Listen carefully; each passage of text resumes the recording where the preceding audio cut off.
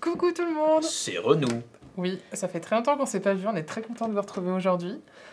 Avec cette nouvelle BNOS, on s'est pas vu depuis le mois de septembre. Si, je l'ai vu ce matin quand même. Oui. Ah, avec les gens, pardon. Vous voyez ça, est-ce que ça vous a manqué, ça? Mathieu, ça fait 3 mois qu'il attend que ça revienne. Blague en live. Quand t'es des conneries, personne peut me couper. Moi, j'étais plus prête. Hein. Je m'étais déshabituée, il va falloir que je me réhabitue à nouveau. On n'est jamais habitué. Oui, effectivement, ouais, bonne année. On est mi-février, mais bon, on l'a pas souhaité. Donc... Et la santé surtout. Et puis joyeux Noël. On n'a pas souhaité joyeux Noël non plus. Non, c'est vrai. Et, on a raté Thanksgiving aussi. On est en retard sur pas mal de Halloween. choses. Mais on est très content de vous retrouver aujourd'hui pour cette nouvelle BO News. Vous l'avez vu, on va beaucoup parler du Fige aujourd'hui, qui va être un des sujets un peu fil conducteur, parce qu'on va parler de plein de choses. Je ne sais plus si on a un sommaire, je me souviens plus. Oui, je regarde Sego parce que c'est elle, c'est mon la Et non, voilà, tu l'as mis bien dans la panade, c'est pas du tout prévu qu'il y ait un sommaire. Alors, sommarisons le sommaire. De quoi on va parler aujourd'hui en jeux. tout premier? Des jeux, puisque on n'a pas chômé. Mois de février, on a 3 jeux qui sortent chez Blue Orange, qui sont sortis et qui sortent. Donc on va d'abord faire les jeux. Mais ensuite, qu'est-ce qu'on fait? On parle de la météo, mais pas celle de dehors. Non, la météo ludique avec tous les festivals auxquels on participe, donc bien sûr le Fige, mais pas que. Ensuite, on va accueillir notre invitée. Alors nous, on l'entend déjà, mais vous ne l'entendez pas encore. Elle est déjà cachée dans nos oreilles. Mais elle est dans le chat aussi, je l'ai vu. Mais il y a un peu de noise gate, je sais pas quoi, du coup, ça va quand même. Elle nous chuchote des bêtises. On a Penelope Gaming qui a accepté de nous rejoindre aujourd'hui pour parler du Fige, notamment en lien avec son rôle de jury de l'Asdor. Donc après, on va parler de quoi? Gros indice. Pas Mathieu, mais derrière Mathieu. Je ne suis pas un gros indice. On va parler bien sûr des jeux nommés à l'Asdor. Et puis, comme d'habitude, on va finir par un quiz pour vous faire gagner un traître mot ce mois-ci. Impeccable. Et du coup, c'est l'heure du jingle. Le jingle est sorti, moi. Waouh, tout ça. Tellement de choses. Alors, on a 3 jeux qui sont sortis ce mois-ci. Je fais une insertion. Oui, j'ai des ongles dorés qui passeraient très bien avec l'Asdor, tout à fait. C'était pas prévu, mais... L'Asdor, il est en verre transparent. Ouais, mais c'est l'As d'or, tu vois. Alors moi, j'ai 100% naturel, tu vois. C'est bien aussi. J'ai arrêté le vernis, j'aime pas trop. Moi, j'aime bien. Je cherche encore ce que je fais pour Cannes. J'ai encore quelques Cannes. Non, je vais refaire mieux. Tu vas faire bleu et orange. C'est possible. Ceux qui étaient à Essen, vous avez peut-être vu, mais j'avais des petites oranges sur les doigts d'ailleurs. C'est vrai. Bref, c'était la minute manucure. On peut reprendre le fil de notre émission avec les sorties du mois. Avec les sorties du mois, effectivement. Attends, je regardais des blagues. Alors, petite affaire de piraterie, il y a eu des décalages. Ouais. Je fais la parenthèse. Le métier d'éditeur, quand on produit des jeux en Chine, ce qui est notre cas, on doit faire forcément transporter les jeux depuis la Chine à chez nous. Ouais. Et ce qui s'est passé au mois de janvier, c'est qu'il y avait des pirates à l'entrée vers là où on va vers le canal de Suez, la mer rouge de mémoire. Donc au lieu d'aller par là, le bateau il allait faire tout le tour de l'Afrique. Donc, conclusion, ce qui était prévu en janvier est sorti plutôt en février. Une semaine, ça va. Donc ou plus tard en février, comme on dit d'ailleurs. Alors, on a notre 3e Bubble Stories qui avait remporté... Le premier Bubble Stories avait remporté l'Asdor Enfant en 2022. Oui, j'allais dire, c'est écrit 22, parce que c'était 2022, mais on n'est pas 2022, on est 2024. Voilà. Mais à l'instar des Unlock, comme on est toujours sur le même format de boîte, à savoir un petit tuto, même mécanique et 3 scénarios différents, on a l'autorisation de l'Asdor de mettre le logo à chaque fois. Donc, 3e Bubble Stories de la gamme, le Bubble Stories compte. Donc on a toujours Matthew Dunstan en auteur de jeu sur cette gamme, et à chaque fois on a un illustrateur ou une illustratrice différente, et ce coup-ci c'est Marine Cazot qui s'est mis au pinceau pour illustrer les 3 scénarios de ce jeu. Ouais, et c'est très mignon, j'aime beaucoup le travail qui a été fait. C'est une illustratrice. Alors je me rappelle plus si elle a fait de la littérature jeunesse un petit peu, alors je confonds avec son... Du coup, le thème l'aurait plutôt bien inspiré alors. Oui, de toute façon c'était la logique de cette gamme d'avoir un thème sur les contes, parce que c'est un peu le petit jeu qu'on peut faire, refaire et refaire comme l'histoire du soir avant d'aller se coucher. Nous avons donc 3 scénarios sur les contes. Donc revisiter Sauce Blue Orange, hein, c'est pas la version originale garantie, parce que de toute façon, pour le petit chaperon rouge, elle est un peu glauque, n'est-ce pas? Oui, bah, pas que celui-là. Et pas que celui-là. Nous avons donc Boucle d'Or, nous avons Jack et le haricot magique, et nous avons le petit chaperon rouge. Donc on va retrouver le principe de Bubble Stories, à savoir, on a un deck de cartes, on a une carte de démarrage, et on a une carte d'objectif. C'est ce qu'il va falloir retrouver. Et ensuite, on va naviguer de bulle en bulle pour essayer d'aller retrouver ce qu'il nous faut. On va avoir un tutoriel qui change à chaque fois. On doit récupérer son livre et son doudou pour aller se coucher. Et ben peut-être que si j'allais voir dans mon lit, ah, il y a mon doudou. Où est le livre? Je ne sais pas, je vais aller en dehors de ma chambre. J'ai pas bien mélangé les cartes. Hop. Est-ce que je vais chercher dans la malle ou est-ce que papa est en train de lire des bouquins? Peut-être que je vais aller le voir lui. Bim bam boum, j'ai réglé le tutoriel en 3 secondes. C'est fait pour apprendre le jeu. Voilà, il y a même le petit poster avec. C'est un jeu qui est accessible dès 4 ans, donc c'est un jeu un peu... Il y a un peu côté narratif, un peu de chercher trouve, etc. Sur sans texte. Oui, ça c'est important de le noter, c'est qu'il n'y a pas de texte, donc ils peuvent jouer sans avoir un niveau de lecture voilà. Déjà présent. Et puis bah, on voit qu'ils jouent en autonomie, c'est très mignon. Là vous avez un petit tuto, donc il n'y a pas beaucoup de cartes, mais dans les decks, il y a beaucoup plus de cartes à explorer. Il y a 20 à 30 cartes par deck, voilà. Et donc il y a de quoi faire. Petit côté, on va essayer de faire le moins d'erreurs possible, on ne peut pas vraiment perdre. Voilà. Donc ça joue de 1 à 2 à partir de 4 ans, pour des petites parties de 10-15 minutes. La répétition des scénarios, c'est complètement normal à cet âge-là, donc voilà. Donc lui, il est déjà en boutique, il est sorti le 2 février. Donc si vous voulez agrandir votre collection de Bubble Stories, c'est possible avec le 3e opus. Exact. Hop. En plus, c'est très beau les uns à côté des autres, ils n'ont pas les mêmes couleurs. C'est vrai. Hop là. Donc c'était la première sortie du mois de février. Pas de questions? Non, après, Bubble Stories, ça va, c'est connu maintenant. Peut-être qu'on aura des questions sur les nouveautés, parce que là, c'est vraiment des nouveautés pour le coup. Oui. Alors, Traître Mou, nous sommes sur un jeu compétitif d'association d'idées. Et lui, il sort vendredi, là, cette semaine. Un jeu de Ségolène. Ah, bah on disait qu'on connaissait pas une autre Ségolène. Ah bah non. On connaît une 3e Ségolène. Ségolène et Jean-Paul Monet, qui sont un couple d'auteurs, je crois, qui sont dans l'Ouest. Peut-être. Il me semble. Je ne sais pas. Et donc on est sur du jeu compétitif d'association d'idées dans lequel on va essayer d'être soit la première personne à marquer 7 points, soit d'être la personne qui a plus de points quand la partie s'arrête. Si quelqu'un perd tous ses points, la partie s'arrête. Le matériel se présente sous cette forme. On a un gros tas de cartes comme ceci. Ouais. Hop. Et 3 petits jetons. Sur ces cartes, vous allez trouver des mots. Donc il y a 2 mots par carte. Au début de la partie, vous allez choisir une des couleurs. Il n'y a pas de notion de difficulté de thématique. Les mots roses sont pas plus durs que les mots noirs. C'est juste une question de cartes. Ouais, 238 cartes, donc fois 2 mots dessus. Ça va, vous avez de quoi rejouer plusieurs parties. C'est important parce que c'est un jeu où vous allez essayer de placer secrètement les mots que vous avez en main, enfin discrètement les mots que vous avez en main sans que les autres s'en rendent compte. Donc forcément, quand vous avez joué certains mots dans une partie, vous pourrez peut-être vous rappeler d'une partie à l'autre les mots qui sont ou pas dans le jeu. Donc c'est pour ça qu'il y a énormément de cartes. On est sur donc un jeu avec un climat permanent de suspicion, puisqu'on va devoir faire des séries de mots. Au début de la partie, on va placer un mot. Il y a le mot difficile. Alors dans ce jeu, ce ne sont pas que des noms communs. Souvent, c'est des noms communs dans les jeux d'association d'idées. Là, on a des noms communs, on a des adjectifs, on a des verbes. Voilà. Du coup, ça... Je bafouille. Non, ça varie. Ça varie, ça génère encore plus d'embrouille. Voilà. Parce qu'on peut pas se dire ça, c'est un adjectif, c'est impossible qu'il soit dedans. Les adjectifs peuvent... Ça génère de la confusion. Donc, je disais dans mon explication floue des règles, on va essayer de placer ces mots secrets. Donc on a 5 mots en main. C'est à mon tour de jouer, on a mis le mot difficile. Je dois, à mon tour de jeu, donner un mot qui a un lien avec, là ici, l'adjectif difficile. Je vais faire semblant de regarder mes cartes. Et je vais dire, par exemple, latin. Et là, plusieurs cas de figure. Ça, c'est à Cyrielle de jouer, elle peut continuer à jouer, admettons, elle dit un autre mot qui a un rapport avec latin, genre matière, par exemple. Si jamais j'avais en main le mot latin, ce qui était le cas, je le présente, je le valide, je marque un point. Oh, c'est fou. Moi aussi. Mais c'était pas encore couvert, toi.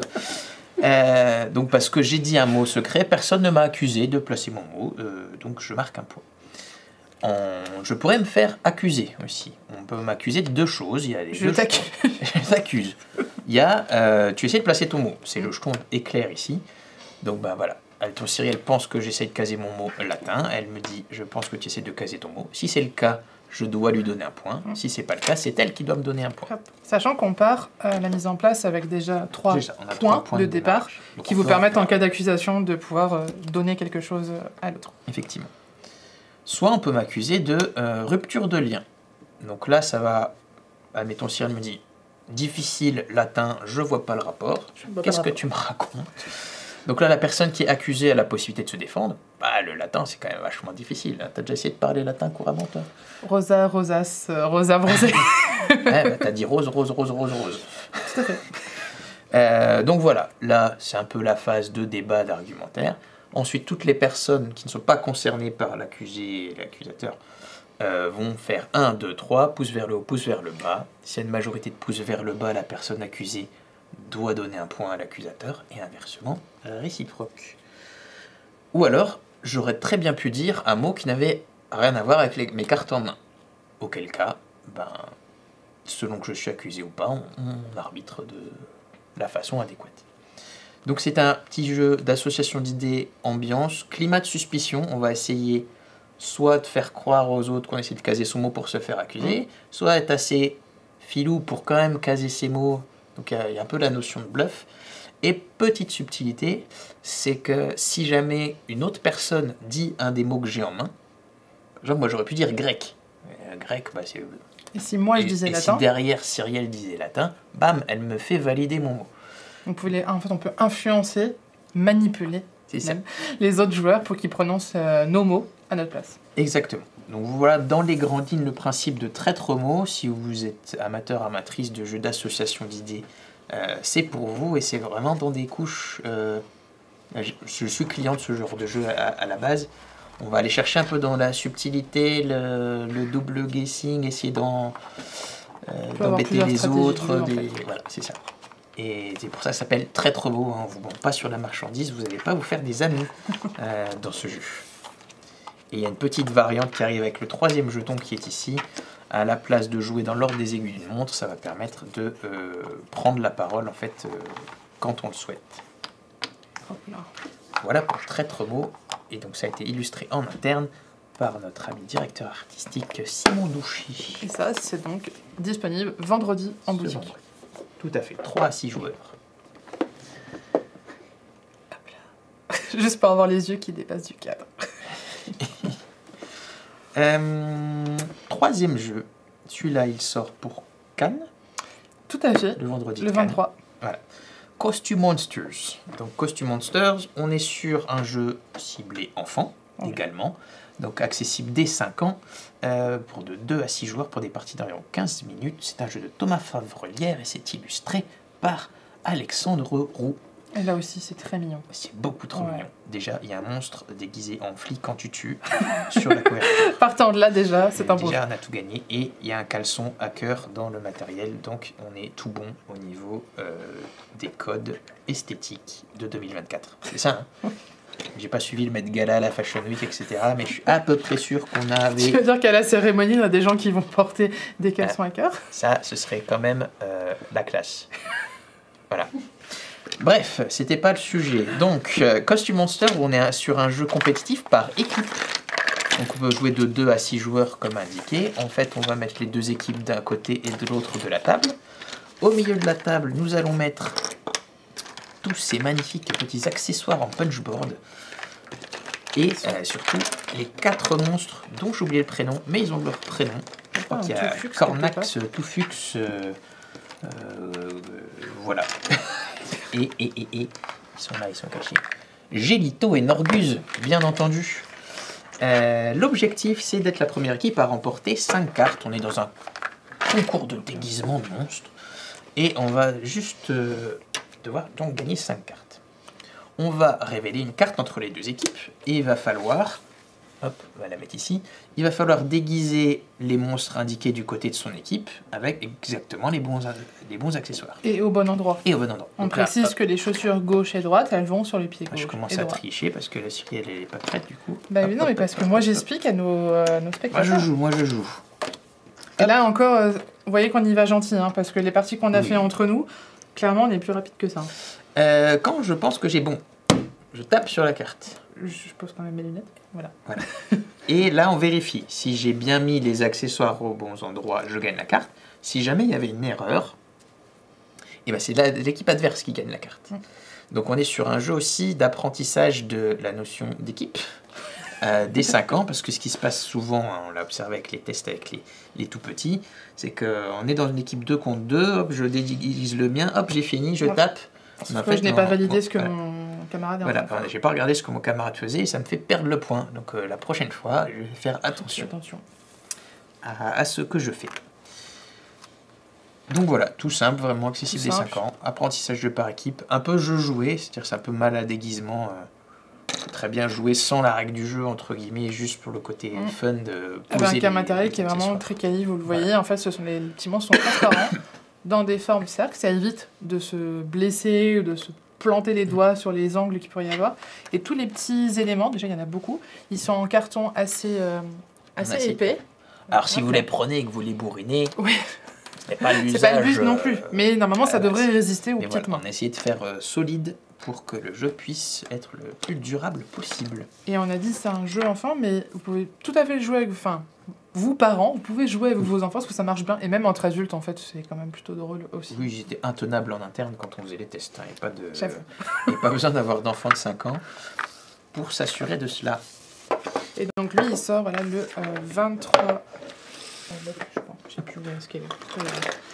Donc il sort le 23 février pendant le Fige et il sera disponible en vente dans les boutiques du Fige.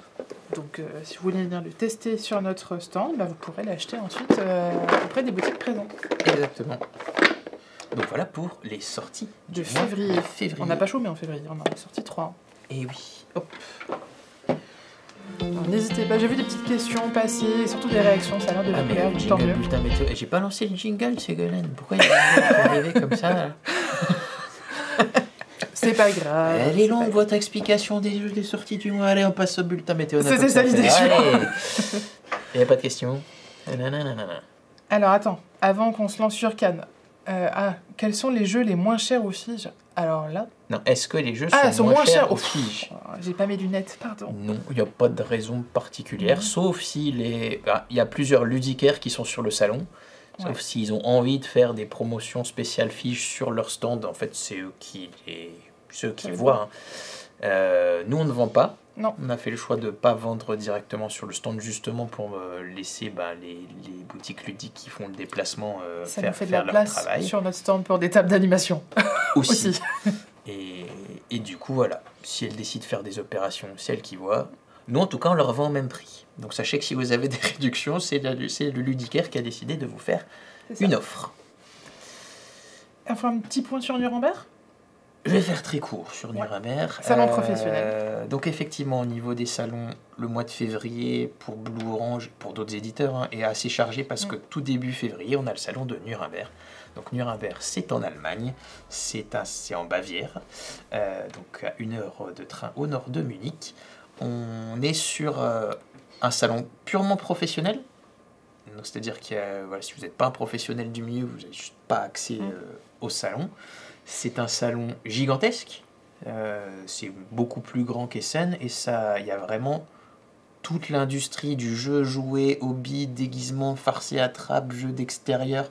Voilà, tout ce qui a un rapport de près ou de loin avec le jeu loisir. Les gens ont leur stand dans un des 12 halls, sachant qu'il y a des halls qui sont sur 2-3 niveaux. Le jeu de société, pour vous dire, c'est juste le hall 10. Donc il est un petit peu séparé dans d'autres choses, mais voilà. Énorme salon. C'est un énorme salon. Et du coup, nous, en tant que Blue Orange, ça nous permet de rencontrer nos distributeurs internationaux. On rencontre des auteurs de jeux aussi qui viennent nous présenter des futurs prototypes. Et c'est principalement cette vocation-là. C'est également un des plus anciens salons peut-être même le plus ancien salon professionnel, parce que Nuremberg, au début du XXe siècle, c'était le berceau des jeux joués en bois. C'est resté sur le logo du Spielwarenmesse, on a encore un petit cheval à la bascule. Donc là, je sais plus, je crois que c'était la 70e édition. Donc on est loin de le jeu de société contemporain, c'est un truc qui date d'il n'y a pas longtemps. Le salon du jeu de Nuremberg, c'est une institution depuis des décennies et des décennies à Nuremberg. Voilà. Alors, non, est-ce qu'on a repéré des belles choses? Oui. Dans les prototypes? Oui, alors du coup, nous on fait du sourcing pour Blue Orange, donc on rencontre des auteurs de jeux. Là, on va faire quelques tests encore, donc il y a peut-être quelques jeux qui vont être signés. J'étais en train de regarder les jeux qui sortent maintenant, si c'était sur ça Nuremberg, mais pas forcément. Et on fait aussi du sourcing pour Tribio, c'est-à-dire que donc, Tribio est la structure de distribution des jeux en France. Et donc ça permet de voir les jeux qui sont édités dans différents pays, voir si on veut les amener sur le marché français.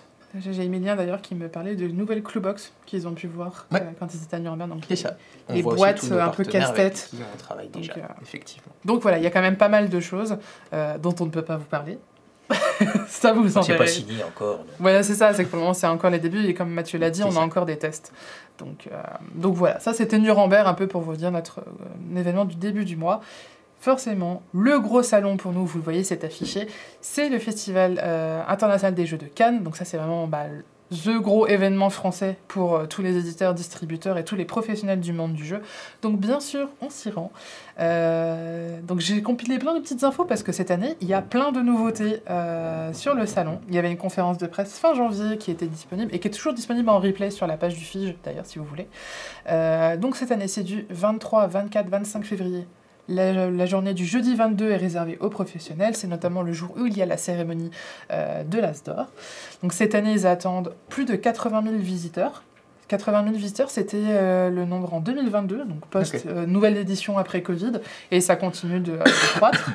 Il y aura 300 stands pour 5 000 professionnels enregistrés. Ça fait beaucoup. C'est déjà pas mal. C'est déjà pas mal. Alors, les nouveautés. Donc, il y a eu un remaniement des espaces. Notamment, si vous connaissez le FIGE et que vous êtes déjà venu, l'espace enfant était à l'étage. Il n'existe plus. Et non, l'espace enfant, maintenant, en fait, tous les espaces enfants des éditeurs, en fait, descendent sur leur stand tout public, en fait, au moins un. Et en fait, l'espace à l'étage va être occupé par Asmodée et tous ses studios. Donc, ils ont travaillé sur une scénographie spécifique avec Asmodée. Donc, quand vous montrez, vous pourrez découvrir tous les studios du groupe. Si je dis pas de bêtises, c'est Repos Productions, Space Cowboy, Libellude, Days of Wonder aussi, je crois. Days of Wonder. Donc, il y aura pas mal de choses à regarder à cet étage-là. Ensuite, l'extérieur. C'était une nouveauté l'année dernière, le Village Festival, où ils investissaient justement l'extérieur pour permettre alors je sais pas si c'est le bon mot, fluidification, ça se dit? Ouais, pour que les gens puissent se déplacer sans être serrés les uns contre les autres. Il y a l'espace extérieur qui était préparé pour ça et ils le développent encore plus cette année. Donc vous pourrez notamment avoir une scène pluridisciplinaire.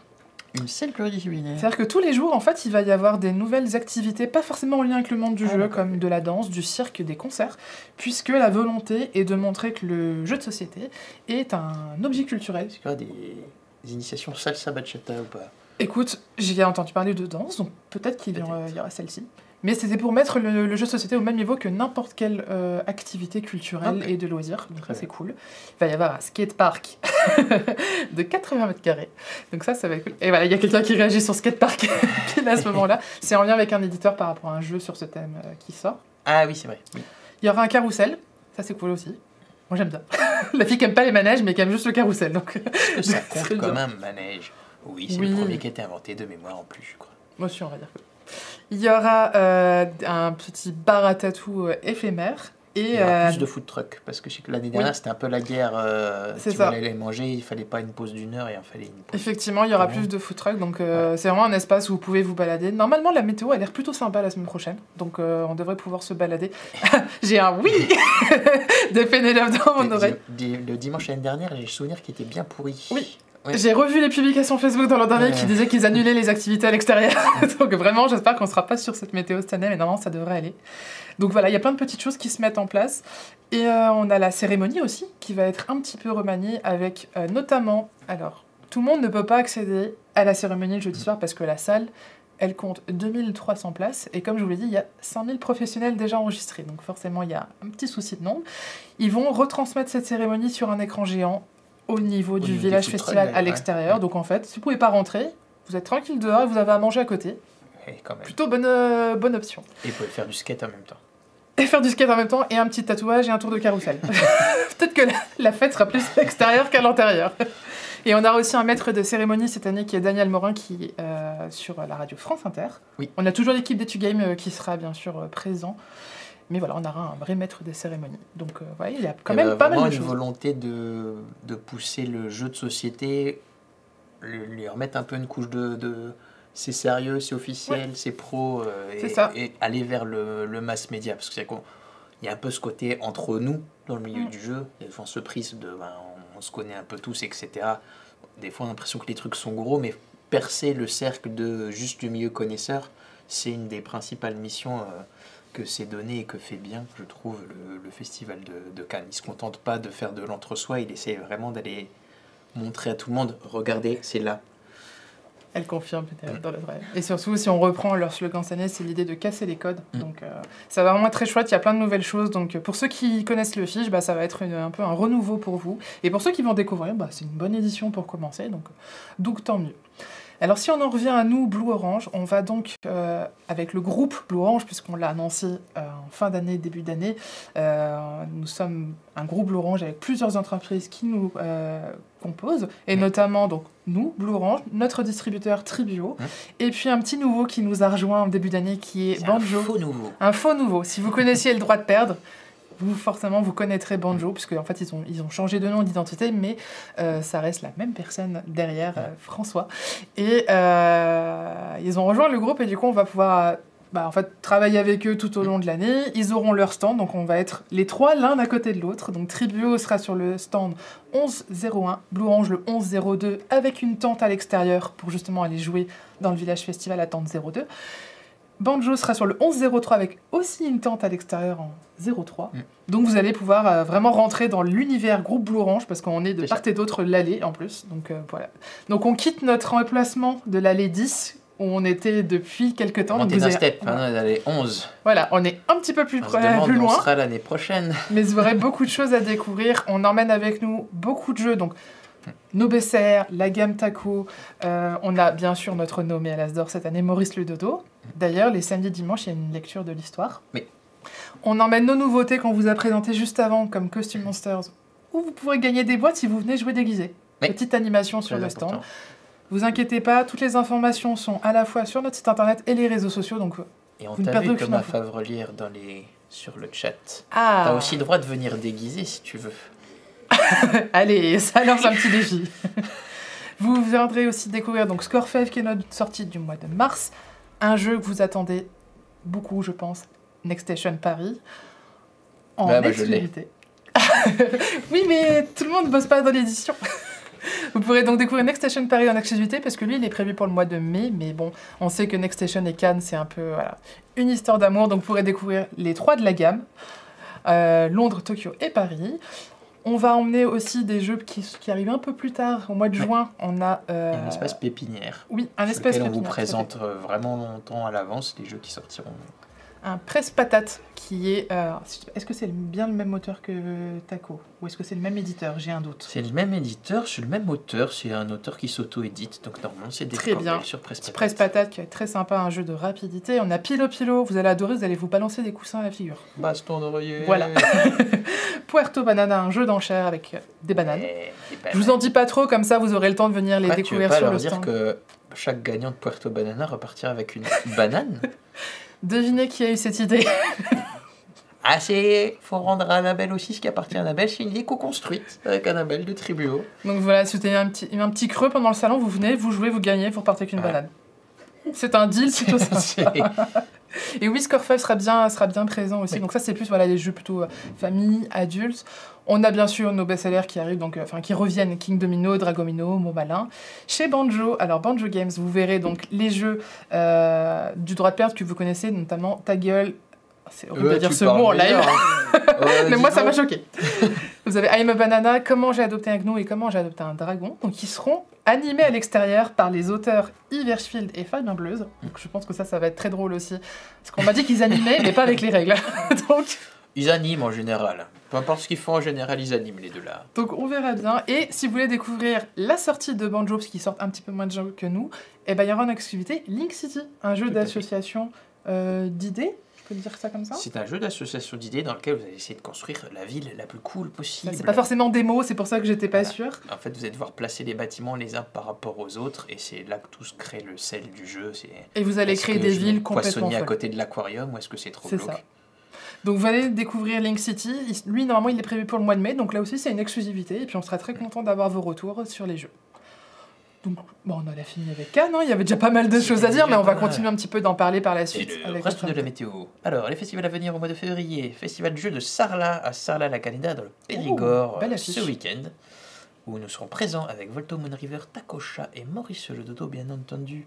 Je prends l'accent du sud parce que nous allons également dans le Gers, à l'Île-Jourdain. Le 24-25 février. Et oui, il y a des gens qui font des festivals pendant le festival de Cannes. C'est incroyable. J'avoue, c'est peut-être pas le bon move en termes de date. Si vous parce que du coup, le Gers, c'est le sud-ouest. Bah oui. Alors que Cannes, c'est dans le sud-est. Donc si vous êtes dans le sud-ouest, vous pourrez jouer à Moon River, Next Station Tokyo, Next Station London, Maurice Le Dodo et Tacocha. Donc il s'en passe des choses au mois de février. Et dans les festivals à venir au mois de mars. Oui. Le grand, l'incroyable, l'inénarrable festival Jeux et compagnie d'Épinal dans les Vosges. Je suis pas du tout partisan. Oui, on y sera bien. On y sera bien. Et quelqu'un dans mon oreillette aussi. Oui, tout à fait. Et on en parlera tout à l'heure. Donc effectivement, un des plus gros festivals du Grand Est avec les nouveautés 2024. Traître Mo, Score 5, Costume Monster, Maurice Le Dodo, la gamme Taco, Next Station London, Tokyo, sûrement Paris en avant-première. Oh oui, peut-être. Voilà. On sent le gars qui est avec lui. Regardez cette magnifique affiche. Non, ça va être très cool. C'est vrai qu'en fait, on a beaucoup de retours. Forcément, nous, dans notre région, il est très connu. On peut l'acheter en puzzle cette année, d'ailleurs. Oh. Et c'est Anne H. J'arrive jamais à prononcer son H-Date. Une illustratrice. Là, j'avoue que je pourrais pas t'aider. H-E-I-S-T-E-I-D. Il y a Rachel. On a toujours des très bons retours sur ce festival, donc si vous êtes dans la région, n'hésitez pas à y aller. Alors le double 6, les nommés sont tombés, on n'a pas de jeu bleu orange cette année. Mais c'est vrai qu'il y a le double 6, en général, c'est à peu près en même temps que Épinal ou peut-être la semaine d'après. Eh ben, je crois qu'on va pouvoir passer à la catégorie d'après, parce que du coup, on a notre invité General. Tripping dans notre oreille. Bonjour Pénélope. Bonjour officiellement, même si nous on papotait déjà un petit peu. C'était elle. Moi j'écoute de loin. Il y a Rachel qui dit c'est quoi cet accent? Quel accent? Elle l'accent du sud et je pense qu'elle a souffert. Surtout qu'on a quelqu'un du Gers dans notre équipe et on aurait pu vraiment le faire venir. Ça combien de temps? Mais heureusement tu t'es arrêté. Ah, je suis arrêté, c'est bon. Mais si vous insistez, ne le lancez pas. En tout cas, merci beaucoup encore, Pénélope, d'avoir accepté notre invitation. On est très contents de t'avoir aujourd'hui parce qu'on peut parler de plein de choses avec toi. Forcément, on fait le lien avec ton rôle de jury d'As-d'Or, mais pas que. Et du coup, alors, on a préparé plein de petites questions pour apprendre à te connaître parce que peut-être qu'il y a des gens qui ne te connaissent pas, c'est possible. Bonjour. Mais du coup, là, on a préparé des petites choses. Alors, moi, j'ai une première question. Je suis même pas mon propre ordre, mais j'ai une première question. Mais c'est pas grave. C'est pas grave. Mais je pense que peut-être qu'il y en a qui te l'ont déjà dit, je pense, c'est sûr même. Pourquoi le pseudo Pénélope Duvigne? Alors oui, Pénélope, effectivement, c'est pas mon vrai prénom. Ça en perturbe plein. Oui. Alors du coup, je t'appelle comment? Et quand je réponds, comme tu veux. Parce que oui, mon vrai prénom, c'est Bérangère. Je le cache pas. Et c'est pas du tout... Il y en a qui pensent que c'est parce que je l'aime pas, mon prénom, alors que vraiment pas. J'aime beaucoup mon prénom. Mais c'est parce que quand j'ai créé ma chaîne, à l'époque, c'était pas une chaîne, c'était mon compte Instagram. J'ai fait partie de ces gens au tout début qui sont arrivés sur 2016, Instagram. Si j'ai bien lu ta bio. Ça fait 8 ans maintenant, tu vois, donc ça remonte à loin.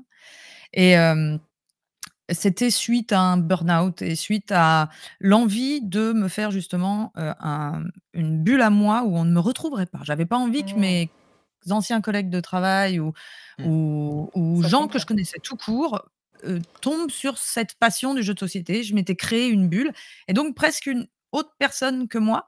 Et puis ça me permettait de tenir un journal de mes parties. Je mettais mon avis et je voulais justement pas mettre mon visage, au contraire, pas du tout. Et donc j'ai créé Pénélope. Et Pénélope, après, c'est pour plein de raisons multiples. C'est un prénom qui est aussi long que le mien, avec plein de E comme dans le mien. Et c'est un prénom que j'aime bien, qui se prononce bien dans toutes les langues parce que je faisais mon Instagram en anglais.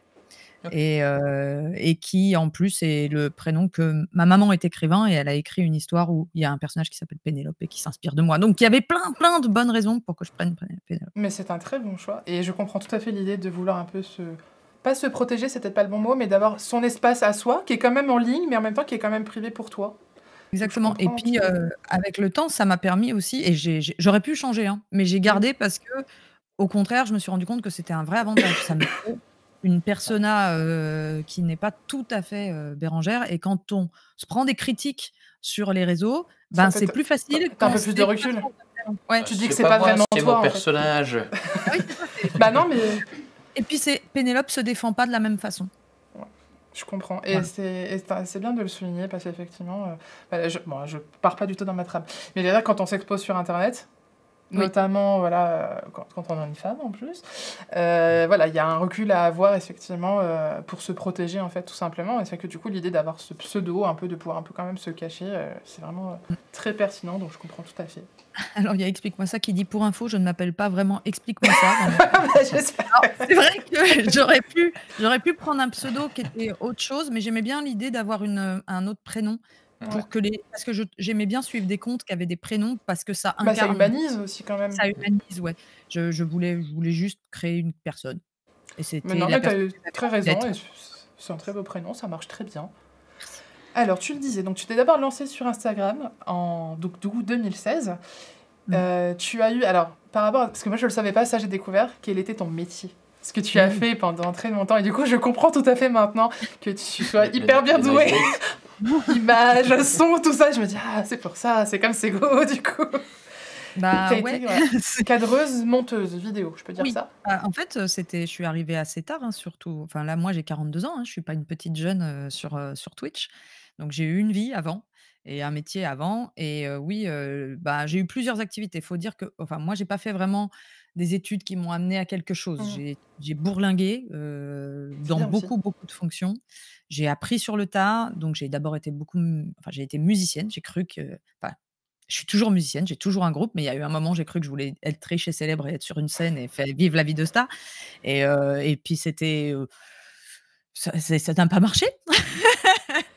Et puis en vrai, je faisais aussi de la vidéo de mon côté. Puis des gens ont repéré des clips vidéo que je faisais pour mon groupe. On m'a demandé de devenir monteuse, cadreuse pour d'autres personnes que moi. Et donc, j'ai appris sur le tas. Comme ça, j'étais assistante vidéo, etc. Et donc, j'ai appris mon métier qui donc est cadre, montage et prise de son comme il le faut. Alors, c'est des métiers tout multitâches. Je sais qu'il y a quelqu'un parmi vous qui s'en occupe et c'est des métiers qui sont très fatigants. Ségolène à la régie que vous ne voyez pas, mais que nous, on voit toujours et qui fait un boulot de fou. Donc, clairement, on ne pourrait pas faire tout ça sans elle. Voilà, c'est des boulots où on demande à quelqu'un de savoir faire plein de choses. À peu près tout faire, et qui sont très fatigants. Et moi, ça a été j'ai fait ce métier pendant une quinzaine d'années, et puis en fait, c'est les divers clients et la façon dont on peut être traité et très poussé à un état de fatigue extrême qui m'ont poussé à me replier sur moi-même et à me dire attends, je veux pas ça, et à faire quelque chose pour moi en fait. Et d'un coup, je me suis dit Twitch, ça a été l'envie de plus être derrière la caméra et d'être la 5e roue du carrosse. Ça a été l'envie de parler un peu de moi. Et du coup, c'est un peu logique en fait, parce que tu avais cette passion pour les jeux, tu avais ces compétences dans le domaine de la vidéo, et en fait, tu as relié les deux, et c'est là que Twitch en fait arrive. Et puis Twitch, on le voit que ça se développe de plus en plus. Nous-mêmes, on a débarqué il y a 1 an sur Twitch, un petit peu plus. Mais du coup, voilà, donc on te voit là. On t'a vu aussi ces derniers temps, on t'a vu au Trick Track Show, bien sûr, en tant que chroniqueuse, qui était vraiment une super expérience, je me doute pour toi, et puis même nous, pour les personnes qui regardent, qui sont dans le secteur comme pas dans le secteur, ça permettait vraiment d'avoir là un numéro de qualité, avec des invités de qualité, des revues, enfin vraiment le contenu était vraiment très très chouette. Et puis maintenant on te voit sur la chaîne Twitch et des replays YouTube de chez Un Monde de Jeu. Donc ça permet aussi d'être toi avec d'autres personnes et de faire d'autres formats de vidéos. Et c'est très cool aussi. C'était un goal achievement que je pouvais pas imaginer faire en 2 ans. Hein. C'était le Trick Track Show, puis Un Monde de Jeu, puis le jury. J'ai pas, c'était incroyable. C'est fou. Là, t'as eu des années, c'est. Mais que vas-tu faire l'année prochaine? Président. Non, je rigole. C'était une vraie surprise. Je me doute que là, ça doit être quand même des sacrées expériences, à la fois sur le Trick Track Show, mais aussi avec Martin. Alors, si je dis pas de bêtises, c'est toutes les semaines que vous avez votre... sur les sorties de la semaine. Un peu les sorties, un peu les grandes actus du monde du jeu. Oui. Et ça, c'est un format très cool à regarder aussi, clairement. Ah ouais. C'était le format avec Martin a pu prendre justement une place qui était laissée vacante par le Trick Track Show. Oui, parce qu'il n'y a personne d'autre actuellement qui fait ça. Vraiment un hebdo qui fait le tour de tout. Nous, c'était l'objectif avec Un Monde de Jeu, c'était de dire on va vous parler des sorties de la semaine, ok, très bien, mais il y aura aussi les sorties dans le monde. Moi, c'est un truc qui me passionne, c'est de suivre ce qui se passe ailleurs, de parler aussi des financements participatifs, de faire en gros ce que... On essaye de faire le travail que chacun voudrait pouvoir faire, mais n'a pas le temps de faire parce qu'ils ont boulot, ils ont pas, enfin voilà, et de faire un travail de veille sur tous les plans et aussi les news, donc pouvoir relayer quand il y a des éditeurs qui cherchent des illustrateurs, par exemple. Oui, c'était très cool et merci beaucoup. En fait, on l'a vu passer cette information et ça nous a fait plaisir que tu puisses repartager cette information. Donc déjà merci pour ça. Mais c'est vrai que le format il est super parce que même si on n'arrive pas à vous voir en live pour diverses raisons, mais il y a le replay derrière, donc en fait on n'est jamais mis de côté, on aura toujours l'information, en fait, on aura toujours accès. Et en multi-support, parce que moi je sais que par exemple Twitch... pas forcément dessus, mais t'as YouTube, donc tu peux aller dessus. Ok, ça existe, si je veux l'info, je l'ai, je vais voir les chapitrages et des trucs comme ça, et j'ai mon info. Et tu l'as dit aussi toi-même, c'est très varié, parce que oui, il y a des sorties, mais il y a l'actu au sens global du monde du jeu.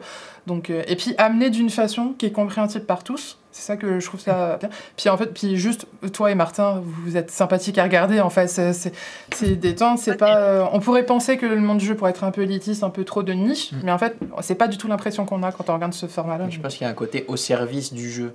C'est pas vous avez pas une personnalité qui va prendre le dessus sur ce que vous racontez. C'est vraiment d'abord ce que vous racontez qui est important, que vous mettez en avant. Et du coup, c'est ça qui... C'est exactement ça. Et c'était même le but de ma chaîne au tout début. Je voulais vraiment parler de jeux. Et quand je commence à trop parler de moi, je me recentre. Je me dis, moi, mon but, c'est de partager le jeu, de parler de jeu, de renseigner autour du jeu, etc. Donc, voilà. Et c'est vrai que j'ai eu, moi, je vis une expérience super avec Martin, qui est un mec incroyable. Et je pense à Aline aussi. Tous les deux sont vraiment incroyables. Et j'ai eu la chance d'être au Trick Track Show. Et c'était aussi des gens incroyables. Et j'ai eu 6 mois, enfin, c'est presque une année avec le Trick Track Show. C'est un super souvenir. C'était pas tenable sur la durée comme modèle, on sait. Ça a été le seul modèle qui était vraiment avec une équipe très complète autour et où moi, je pouvais arriver juste en ayant bossé mon jeu. J'avais pas besoin de savoir filmer, de savoir monter, de savoir... Essayant de mettre ça se voyait, hein, qu'il y avait une grosse équipe autour. C'était impressionnant à voir. On se rend compte que quand on divise le boulot, et ça fait du résultat super quali, quoi. Mais après, ça a un coût. C'est vrai. Alors, j'avais noté d'autres questions, parce qu'il fait plein de trucs. Bon, c'est peut-être pas forcément très logique, mon ordre. Du coup, le pseudo, ça c'est bon, on sait. On revient un peu aux origines, mais moi je voulais savoir d'où elle te vient, cette passion du jeu, et si tu te souviens du premier jeu vraiment qui t'a marqué. Oui. Ma passion du jeu, elle remonte d'une famille de joueurs. Alors, pas du tout des joueurs qui sont pas du tout ce genre de jeu auquel nous jouons, hein, et tout ce qui est derrière moi. Mais toute petite, on jouait à tout et n'importe quoi. Ils inventaient des jeux avec, donc bien sûr, tous les jeux de cartes, hein, ça a joué au président, à tout ça autour de la table. Mais ça joue, et encore aujourd'hui en vacances, tous les soirs, ça joue. Ça fait du poker, ça fait dans ma famille, ça joue. Et très vite, mon frère adorait les jeux vidéo. J'ai eu un Amiga 500, j'avais 7-8 ans. Donc voilà, c'est presque, j'ai envie de dire, c'est une philosophie de vie dans ma famille, le jeu. On transforme tout en jeu. Et tout est un jeu. On va faire, quand on fait des balades, par exemple, on adore faire de la chasse aux dolmens. Donc on transforme ça en jeu, quand on est en vacances dans certaines régions, et on fait une course à ceux qui vont en trouver le plus vite possible, à 2 bagnoles, quoi. Donc tout est transformé en jeu en permanence, jeu de piste, voilà. Et donc ça vient de là. J'avais une sœur qui adorait les jeux de société, qui était beaucoup plus grande que moi et qui me faisait jouer quand j'étais petite à un jeu qui est mon premier grand souvenir, c'était Voyage en France, où on devait, se promener, en France et valider des objectifs, et voilà, c'est un jeu très classique des années 80. Et après, bon, j'ai eu ma première grande sensation avec HeroQuest, heu, quelques années plus tard. On a Sego qui fait oui, oui, oui, comme ça, à côté. Moi, j'étais sur Voyage en France. Est-ce que c'est pareil que Découvrons la France? Moi, j'ai souvenir de C'est un peu ce même genre. Tu as des cartes de ville, en fait, Ouais, et tu dois y aller, juste. et tu dois y aller en utilisant des transports, que ce soit l'avion ou juste marcher à pied. Ouais. Tu as absolument aucun jeu, hein, on va se le dire franchement. C'est-à-dire Oui, que je l'ai rejoué récemment, je me disais: «Ah mais vraiment, tu déplaces un pion, tu arrives, tu dis: "Je valide"». Il y a une petite phrase de thème qui te dit: «Vous mangez une saucisse à Morteau», ou Chez Martin vous Wittberg. de Quenelle, voilà. Mais il y avait pas vraiment de jeu, hein, on peut pas dire ça, mais C'était pour apprendre. c'était chouette. Les illustrations du plateau étaient trop cool. Moi, je les apprenais par cœur. C'est un truc qui m'a marqué. Je dis souvent que les jeux enfants, et vous êtes vraiment dedans. Les enfants, ça adore avoir des plateaux avec plein de détails qu'on peut regarder et qu'on mémorise. Et même quand les jeux sont parfois très simples, il y a ce truc on observe et on rêve autour de ces petites illustrations. Et moi, Voyage en France, ça me faisait rêver. Ouais. Et bah, c'était cool d'entendre ça, parce que c'est beau en fait d'entendre que c'est vraiment quelque chose que tu as depuis super longtemps, enfin, qui est ancré dans tes familles. Je suis venue aux jeux de société moderne plus tard. C'est-à-dire, bon, j'ai acheté un Carcassonne vers 20 ans, je regardais de loin. Il y a une petite anecdote qui est marrante, tout le monde la connaît sur ma chaîne, mais en fait, j'étais très jeux vidéo, et en fait, j'avais, en gros, vers mes 30 ans, avec ma copine Marjorie, on passe devant une boutique de jeux de société et je lui dis, j'ai toujours rêvé de rentrer dans une boutique comme ça. C'était Descartes, près de la Sorbonne, et je lui fais: «Mais j'ai la pétoche». J'étais très impressionnée par les boutiques de jeux, en fait, et par le côté, justement un peu fermé, un petit peu club select, d'initiés. J'avais peur de rentrer et de demander et de poser des questions idiotes. Et elle m'a dit: «Alors bouge pas, si je peux réaliser un de tes rêves, celui-là me coûte pas cher». Et on a acheté, Pandémie, et c'était, je sais plus, c'était Pandémie, je crois, le premier, et c'était le début. Là, j'ai mis le doigt dans l'engrenage. Mais j'avais déjà quelques jeux de temps en temps que j'achetais en grande surface ou dans des petites boutiques, mais là, c'était le vrai pas. D'accord. Et bah, je vois le timing. On va pouvoir faire la transition, parce que du coup, tu vas rester avec nous, parce que l'info du mois, c'est forcément les jeux nommés à l'As d'or, le gros indice derrière Mathieu. Donc, on va pouvoir lancer le générique. Le générique. Ouais, j'adore. On a des génériques, c'est trop bien. On a des génériques spécial Maurice. J'adore. Donc, effectivement, on a eu l'annonce des nommés, c'était fin janvier, si je ne dis pas de bêtises. C'était lundi, en plein dans l'installation du stand à Nuremberg. Effectivement, la moitié de l'équipe n'était pas avec nous, ils étaient à Nuremberg, mais nous, on a fait la fête au bureau. Donc, c'est très bien. Donc, catégorie, on va commencer par notre catégorie enfant. La catégorie enfant, sont nommés c'est Puzzle Legend, Non, c'est pas Puzzle Legend. Puzzle Legend, c'est nous. Puzzle Aventure. Alors, commence. Dans la catégorie enfant, sont nommés Ma Première Aventure Puzzle... Puzzle Aventure. Oh là là, les nuls qui se souviennent pas du nom des autres, c'est pas bien. En plus, j'adore cette gamme. J'ai offert tous les livres à mes nièces et elles adorent. Donc, c'était quoi, du coup? Puzzle Aventure. Heureusement que Sego est là.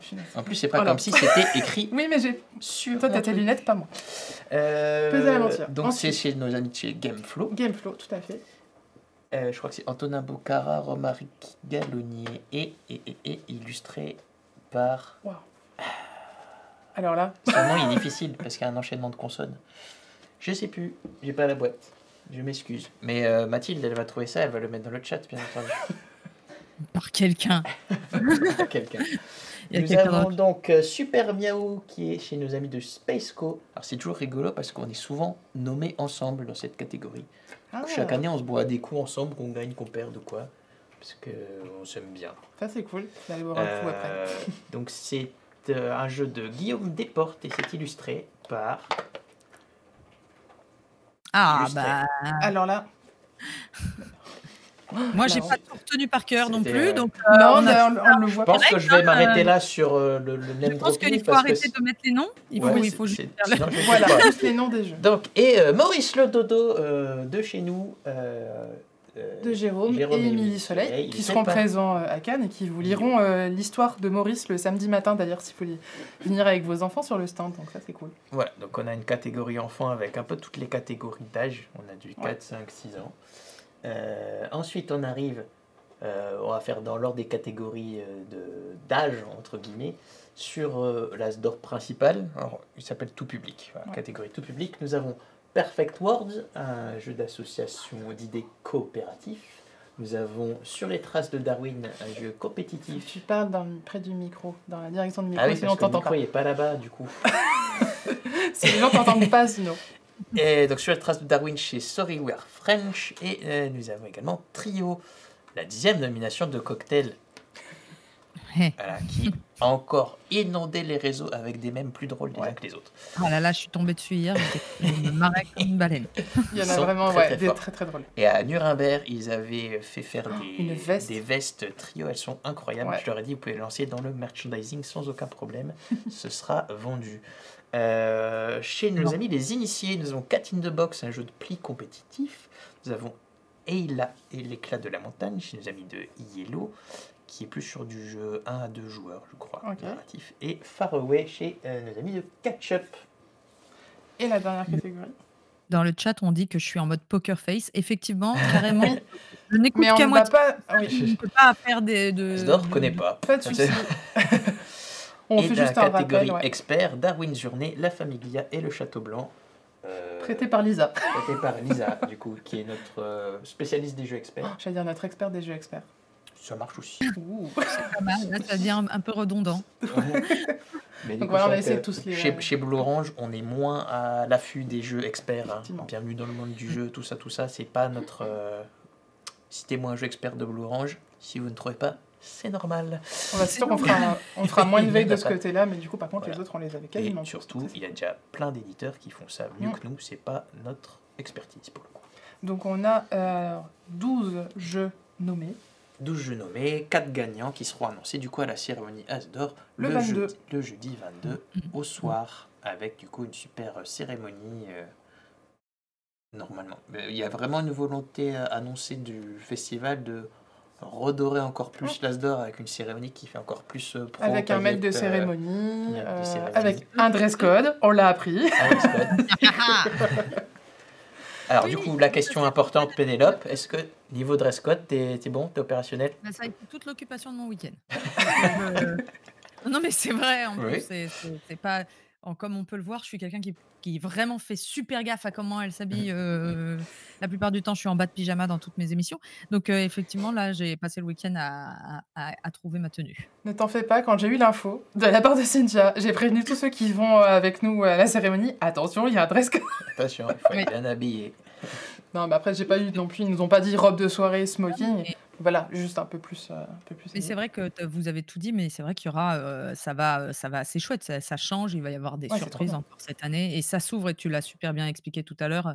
C'est l'idée de montrer que le jeu de société n'est pas un truc à part, mais bien qui fait partie d'un tout de culture et de passion, quoi.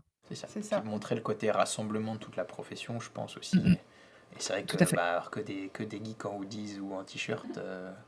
Sur la grande scène des Asdor, je pense que ça a fait grincer des dents Cynthia plus d'une fois. Non, mais après, Mathieu, lui, c'est juste parce que c'est l'occasion de mettre son smoking orange. Vous ne pouvez pas le louper. Donc... de toute façon, il est prévu. Mon premier can, je te repérais même dans la foule. Comme ça, vous savez où est l'équipe orange. Visuelle. Je porte l'agression visuelle, les gens me voient, je ne me vois pas, tout va bien. Tout va bien. Donc voilà, donc on aura la réponse le 22. Donc pour ceux qui sont sur place, vous pourrez accéder à la cérémonie, donc soit à l'intérieur, soit à l'extérieur, grâce à l'écran géant. Et normalement, c'est retransmis aussi sur les réseaux sociaux. Il me semble que sur Facebook, je crois que c'est mis en live. Donc ceux qui ne sont pas au salon, vous pourrez du coup le voir depuis chez vous. Du coup, tu le disais tout à l'heure, effectivement, ça a été une année riche pour toi parce que tu as fait plein de choses. Pendant un autre, tu as dû faire des tests, mais je pense de jeux à toutes les occasions Oui, possibles. Du coup, comment oui. ça se passe? Tu te rends sur des salons, tu rejoins le jury à des endroits pour vous jouer entre vous? Un peu Alors, comment ça se il passe? y a il y a un peu de tout. Déjà, moi, j'ai été au courant assez tard que j'intégrais le jury, hein. Ça, je l'ai su, Au en juin, printemps, non? Ah non, donc ouais, ah enfin, juin, carrément, OK. carrément. Déjà 6 mois, allez. Et là, bon, je suis quelqu'un qui joue beaucoup, donc j'avais pas Mmh. trop de retard à rattraper. Mmh. Mais par contre, je joue beaucoup parfois à des jeux qui sont pas encore édités en français ou à des vieilles Ah oui. choses. Donc là, je me suis dit: «Faut que je me centre, faut que je me concentre sur tout ce qui sort dans l'année». Et donc, bah oui, beaucoup de festivals, bien sûr, beaucoup de, le pas tellement, enfin, moi, c'était ma première année au jury, donc je connaissais pas encore bien les Mmh. membres. Et on s'est, rencontrés, justement, à PEL, pour la première Ah fois. oui, c'est vrai, c'était Et prévu. ouais, c'était là-bas. Après, on communique énormément tout au long de l'année. On a, une communication WhatsApp où on se fait nos commentaires, mais on a assez peu d'occasions de jouer tous ensemble parce qu'on est tous éparpillés, Oui. en France. Il y a ou d'ailleurs, en Belgique. Et on se crée parfois des occasions pour se faire un peu découvrir, ce que certains n'auraient pas joué, ce Mmh. que d'autres auraient joué. Et en mode, bah, on est 3-4 à avoir joué à celui-là, on sait que c'est vachement bien. Et d'autres n'ont pas forcément accès à tout aussi facilement. Ouais. Moi, j'ai accès à beaucoup, beaucoup de jeux facilement. Ça, c'est plutôt vers décembre, vers la fin de l'année, on se retrouve Mmh. un peu plus. Les membres du On crée des occasions, des week-ends pour découvrir des jeux ensemble. Il y a un côté aussi enfin, tête chercheuse, c'est-à-dire que chaque membre du jury va avoir, heu, plus jouer à peut-être à certains jeux ou à certains types de jeux. Mmh. On peut pas, c'est quasiment impossible pour un seul juré de jouer Ah bah aux non. 540 jeux dans l'année. Mmh. C'est, qui sont éligibles, et suffisamment de fois aussi pour pouvoir, tout seul, dire: «Ah moi je sais c'est quoi». Donc on a un côté tout au long de l'année, en fait, dès qu'on joue à un jeu, on dit aux autres, on a un fichier partagé avec des tas de petites notes dans tous les sens pour se dire: «Ben voilà, il y a ce jeu-là, il est intéressant, allez-y, jouez-y». Ça va Mmh. informer, les autres, donc on va aller essayer ces jeux nous-mêmes de notre côté. Donc on joue beaucoup de chacun de notre côté. Et puis on essaye de se réunir à des moments, pour le rattrapage. Il y a aussi un danger, c'est qu'on essaye d'éviter de trop jouer tous ensemble parce que, Pour pas vous quand influencer, peut-être? L'effet voilà, mais groupe. Mmh. quand on a 4-5 membres d'un même jury, autour de la même table, et que pour une raison X ou Y, l'expérience du jeu n'est pas bonne, mais pas forcément à cause du Mmh. jeu, mais une Ouais. mauvaise explication, une erreur de règle et tout, le sentiment va être négatif pour 4-5 personnes dans le jury. Donc Mmh. Oui. le jeu, part avec un handicap, très fort pour remonter Mmh. la pente. Donc on essaye plutôt de jouer séparément Mmh. déjà. Et c'est plutôt quand on sent qu'il y en a certains qui, bah, on va avoir: «Bah, moi j'ai pas, tel jeu dans ma ludo, est-ce qu'il y a quelqu'un qui peut me» voilà. Et on va se retrouver pour faire du rattrapage, D'accord. hein. La Mmh. période d'éligibilité, si je dis pas de bêtises, là, c'était par exemple pour ceux-là, c'était novembre 2022 jusqu'à tout début janvier 2024. Je crois que c'est ça, non? Oui, C'est, alors c'est l'année complète, moi un petit peu avant? je suis pas encore très au fait des dates exactement, mais Non, mais oui, il me semble que c'était à peu près il y a ça. une période un peu tampon, on va dire, Ouais. pour les jeux qui qu'on mais je crois que c'est plus court que ça. C'est pas novembre, D'accord. ça Ouais. doit être décembre OK. ou début janvier. Et ça va normalement jusqu'à début janvier, tout début janvier. Alors, c'est compliqué, hein. Moi, quand, les éditeurs envoient des jeux, le 10 janvier et qu'on Mmh. doit faire la délib 4 jours plus tard, si c'est un jeu, qui est expert, Mmh. et qui doit Et se jouer un minimum de fois par un minimum de gens, moi, je le recommande pas. Ça va être C'est compliqué. oui, c'est peut-être pour laisser une c'est pour zone un ça peu qu'on a une tampon. période Ouais, tampon pour l'année Mmh. suivante, en fait, c'est ça. voilà. Bon, vous en voyez quand même déjà pas mal, hein. Oui, oui, oui. Pour vous féliciter pour ça, parce que Ouais. pouvoir en sortir 12 à la fin, Ouais, avec bah, tout ce qui c'était, sort. cette année, j'ai beaucoup, beaucoup joué.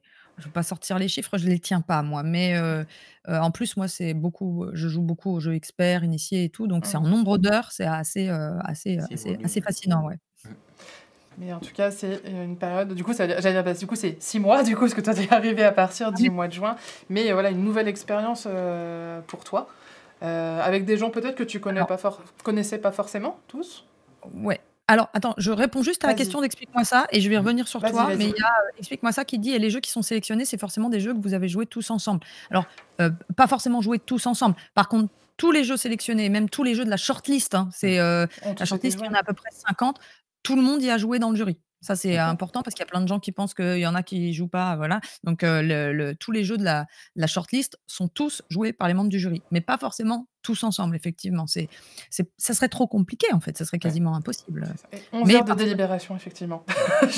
On avait vu la publication. Mais c'est parce qu'ils étaient au chalet. Au chalet, c'était bien. C'était assez intense. Voilà.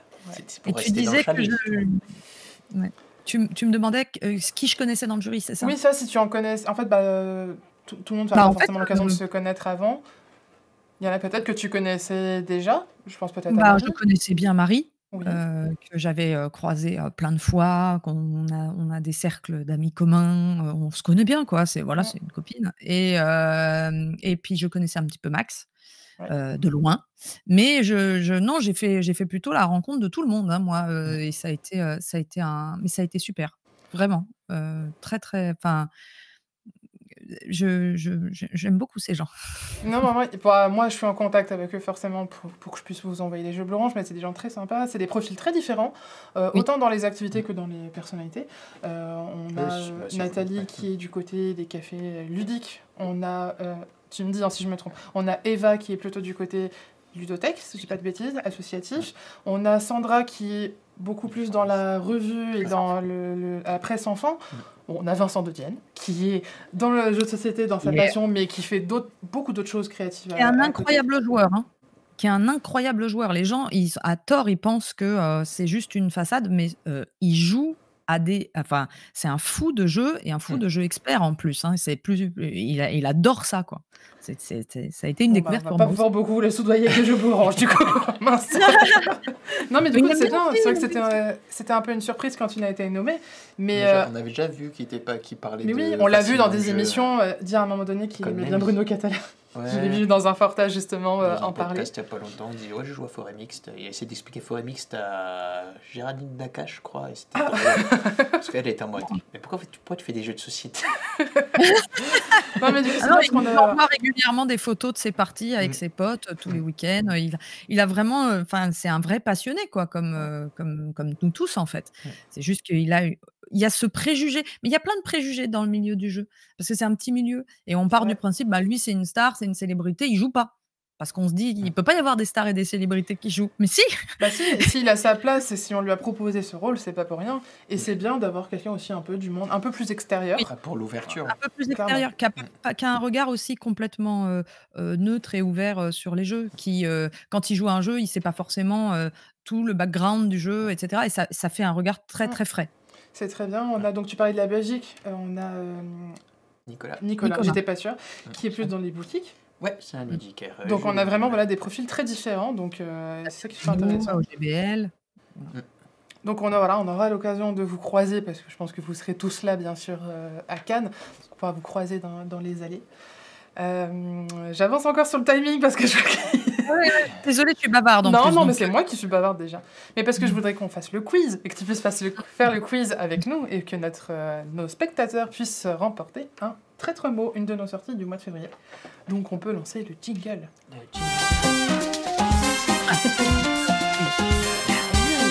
Alors pour ceux qui ne connaîtraient pas notre quiz de fin d'émission, on a préparé 5 questions sur tous les sujets qu'on a évoqués aujourd'hui. Et puis on a Mathilde qui doit récupérer vos réponses le plus vite possible pour pouvoir comptabiliser les points. Donc vous allez pouvoir jouer avec nous.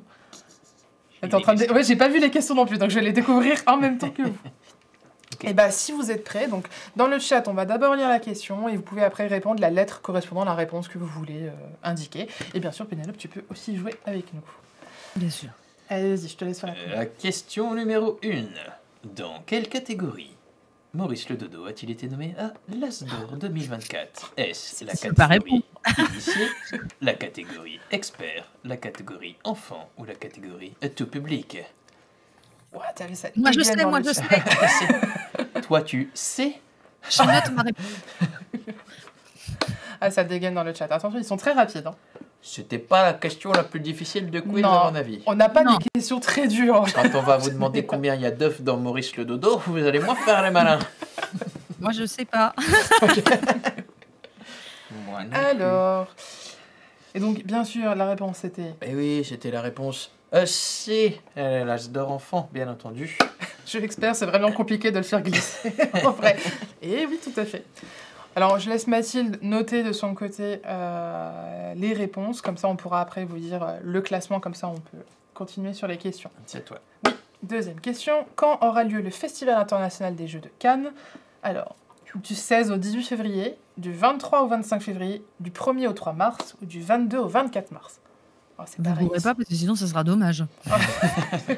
Là, tu viens une semaine trop tôt, une semaine trop tard. Ah bah, ils sont où les gens? Festival du film, non, c'est plus tard. Hein. C'est mai? C'est mai, je crois. Avril, c'est mai? Il me semble que c'est mai. Alors, effectivement, là, on a une communauté là, dans le chat. Série aussi. De qualité. Effectivement, c'est bien la réponse B, c'est du 23 au 25 février, c'est la semaine prochaine. Alors, effectivement, vous ne trompez pas de week-end, ce serait dommage. Il y aura moins de queue à l'entrée. Mais elle sera fermée, donc problème. Alors... Question 3. Alors, quel est le thème de notre nouvelle sortie Bubble Stories 3? Est-ce que c'est cette fois-ci sur les animaux? Est-ce que c'est sur les contes? Est-ce que c'est sur les rêves? Ou est-ce que c'est sur les métiers? Ils sont rapides aujourd'hui. Là, je suis plus sûre, là, d'un coup. Alors, le chat nous dit la réponse B. Effectivement, c'est bien les contes, c'est Bubble Stories contes. Contes. Avec le petit chapeau rouge, Jacques le Recon Magique et Boucle d'Or. Des classiques. Prochaine question. Alors là, ça va être un peu tricky. Attention. De quelle couleur sont les plumes Alors, on l'a écrit de quelle couleur est Maurice le Dodo, mais je précise les plumes de Maurice le Dodo. Est-ce qu'elles sont bleues, orange, violettes ou rouges? Nos amis les daltoniens vont nous détester. J'avoue. Parce que entre le bleu et le violet... Alors, là, je vois différentes je me serais fait réponses. avoir, moi. Non, je me serais pas fait avoir. Il y a un gros indice dans la couleur de notre décor. de nos overlays. La réponse des daltoniens. Alors, et c'est bien la réponse des daltoniens 5, tout à fait. Alors, il a des plumes violettes, oui, bleues. Il est majoritairement violet, notre Maurice le Dodo. Parce qu'il y a des petites plumes. Oui, il y a des petites plumes indigo, on va dire. C'était un peu taquin. C'était pour faire le tri. Si les questions sont trop faciles, à un moment donné, voilà, faut qu'on puisse trancher. Alors, du coup, donc c'était bien violet. Et donc, la dernière question. Oui, oh. Combien y a-t-il de membres dans le jury de l'As d'Or? Pas dans Maurice le Dodo. Est-ce qu'on en a parlé de tous tout à l'heure? Tu vois, ça, c'est non, vraiment j'ai sûrement oublié. Elle a fait du name dropping. Est-ce qu'on a parlé de tout le monde? Il y a eu 1 ou 2 oublis. Oui. Tu sais que pendant longtemps, Damien. je me trompais entre deux. Pas deux qui sont marqués là. Elle a parlé de Damien. Oui. J'ai oublié des gens, effectivement. Non, je crois qu'on a tous cité. Pénélope, de façon Marie, directe ou indirecte, ils ont tous été cités. Damien, Nicolas, Eva, Nathalie, Sandra, Vincent. Pénélope et Marie. Non, Pénélope et Marie, j'ai dit. Qui j'ai oublié? Mince. Maxilda. Parce que du coup, la réponse, c'est... On en oublie toujours un, j'en oublie toujours un. Parce que la réponse, c'est 9. Et moi aussi. C'est 4 garçons et 5 filles. Je crois que tu as oublié Max. Ah, c'est Max. Bah voilà. Oui, je viens de le dire. Mais mais moi, je l'avais pas mis sur mon doigt. Je l'avais oublié. C'est bizarre comme phrase. Ok, est-ce qu'on finit là-dessus? Effectivement, vous êtes bien 9 dans le jury. Et je crois qu'il y a une majorité de réponses A. Donc du coup, ça veut dire que tout le monde avait bien l'info. Impeccable. Alors, on laisse Mathilde faire son petit calcul de qui est numéro 1, numéro 2, numéro 3. Comme ça, on verra après à qui on envoie le traître mot. Et pendant que Mathilde fait les comptes, voilà, petite question que j'avais. Juste une petite ouverture. Que tu as été nommé jury de l'As d'Or. Tu as été également nommé jury du Caméléon d'Or. Oui. Qui aura lieu à Épinal. Est-ce que tu peux nous spoiler ça un peu en 2 mots? Comment ça se passe tout ça? En 2 mots, j'ai été contactée par Dan Thévenoud qui voulait créer un prix pour récompenser l'illustration dans le jeu de société, c'est-à-dire vraiment les belles couvertures, les belles illustrations d'intérieur, etc. C'est très bien. Et il s'est tourné vers moi pour les raisons que vous imaginez. C'est-à-dire, je me suis beaucoup positionnée cette année et je me positionnerai encore autant que faire se peut du côté des illustrateurs dans la défense contre l'arrivée grandissante de l'IA et qui peut être formidable dans d'autres utilisations. Mais là, pour moi, il y a un vrai danger pour l'illustration, l'art Et voilà, donc il s'est tourné vers moi et vers d'autres aussi, hein, puisque on sera en fait un jury et on va remettre un prix pour les plus belles illustrations de l'année. Il se trouve que je vais aussi le faire dans un autre festival normalement. Tu ne t'arrêtes de plus. communication officielle, mais mais voilà, je suis très très très très contente et très très fière que ce prix soit remis et ça sera le Caméléon d'or. Donc c'est très cool de pouvoir mettre mon illustrateur en avant. Cérémonie aura lieu le dimanche matin et c'est moi qui vais l'animer. C'est vrai? C'est vrai? Ouais. Et nous deux, on apprend des trucs. Waouh! C'est trop bien! Maître de On va cérémonie. bien s'amuser. Et dans le jury, il y a aussi Jill Francescano, qui est directeur artistique des Imaginales, Magali Villeneuve, qui est illustratrice de Cartes Magix notamment. Je crois que Dan fait aussi partie du jury. Et Dan est dans le jury. Et celui que vous connaissez peut-être mieux dans le chat, c'est Théo Rivière. Et Théo Rivière. Ok, sacré jury aussi, dis donc. Ah, petit jury. Je suis très contente. Eh bah écoute, parfait. Ça nous a duré pile le temps que Mathilde puisse nous donner les résultats. On va pas faire ça à chaque fois, Mathilde, t'en as conscience. On est les très gros, parce qu'ils ont vu qu'on était vieux et qu'on n'arrivait pas à lire les noms. Alors, on a des gens ex aequo déjà. En 3e position, avec 3 points, on a Caducé06 et Brenda Modo, qui est tout le temps dans notre chat. Je les connais bien aussi. Coucou les deux. En 2e ex aequo avec 6 points, Ludinat, que je connais aussi très bien. Et Ma Jeu déroule, donc vous avez 6 points. Et on a un premier qui n'est pas ex aequo. Qui est une première. Une première, pardon. Avec 8 points, et c'est Icoc. C'est Ségolène. Donc bravo. Que je connais bien aussi. Et du coup, tu remportes un traître mot. Ce qu'on te propose de faire, c'est d'envoyer c'est les chuchotements sur Twitter, si je dis pas de bêtises, à Mathilde pour que on puisse récupérer tes coordonnées pour t'envoyer le jeu rapidement chez toi. Comme ça, tu pourras nous dire ce que tu penses de traître mot. Et on a réussi à tout faire. On a un petit peu débordé, mais on a tellement de choses à dire en même temps. C'était un sujet. Coiffeur dans 15 minutes, c'est bon. Ah, bon, ça va. Tu vois, là, les rendez-vous avant Cannes, les ongles, les cheveux, tout ça. Et j'ai pas fait de gaffe, j'ai pas dit rien d'important. C'est pas dit quand même. Attends, parle pas, attention. J'ai pas dit que c'était un tel qui... Ouais. Non, c'est justement pour ça que c'est lui que... Non, pardon.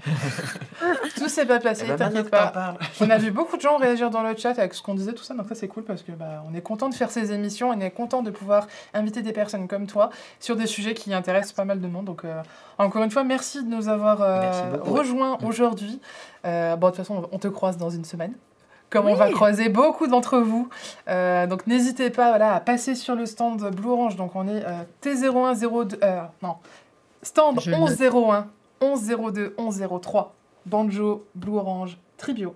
Et à l'extérieur, les tentes 0203 pour nos jeux sur le village festival. Oui, Antares, c'est déjà fini. Mais bonjour. Antares qui arrive. C'est pas grave. On met aussi nos replays sur YouTube. Donc si jamais vous avez... envie de regarder le replay plus tard, ce sera disponible sur YouTube.